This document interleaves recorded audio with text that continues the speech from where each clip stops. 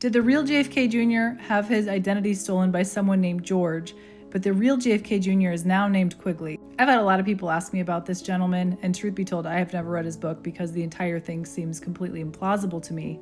The first thing that kind of tips me off and makes me question it is the timing of all of this. Obviously, we have the Q movement in 2017 and beyond, and the operation continues on, and it's 2023, and now you're going to release a book about you being the real JFK Jr. That's interesting. You look here, it says November 3rd, 2023. That's when it was independently published. Okay, so we have the timing, which is weird. What would make this book more credible is if he wouldn't mention the Q movement and wouldn't mention Trump or anything of current events. He would only mention the history of his past. But that's not what happens. I didn't read the book, but here is a review. It says, I do believe in the Q operation where John does not. So that's interesting to me. So he doesn't believe in the Q movement. Here's another thing he said. It's a sad story of how the real Trump died and the body double is evil. Also, the supposed body double of who we know JFK Jr. to be is also evil. The wall is evil and the plan is evil. So by putting all that information in there, we now know that he is aware that there was a plan, that there was a Q movement, and that JFK Jr. was brought back.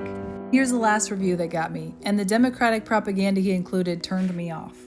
Okay, so let's think about this logically. So number one, we have the weird timing, right?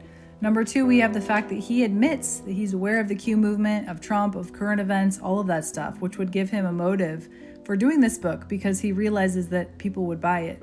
And the last point is that he puts Democratic propaganda in his book.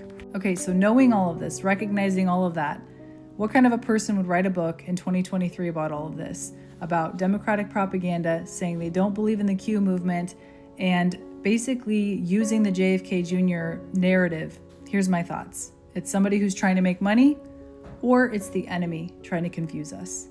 You got to use your discernment. I know it's tough at times, but these are just my thoughts on this because I've had a lot of questions about it. And I'm sorry if you believe that narrative. I just do not. It's very hard for me to believe. There's too many things that don't make any sense about it. And when that happens, it's hard for me to get on board with that. So those are my thoughts.